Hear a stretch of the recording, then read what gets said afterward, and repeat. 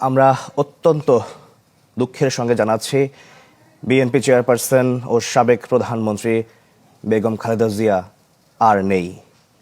আজ সকাল ৬টায় রাজধানীর এভারকেয়ার হাসপাতালে শেষ নিঃশ্বাস ত্যাগ করেন তিনি।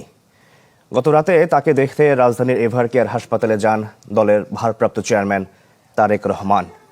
এছাড়াও হাসপাতালে যান বিএনপি মহাসচিব মির্জা ফখরুল ইসলাম আলমগীর।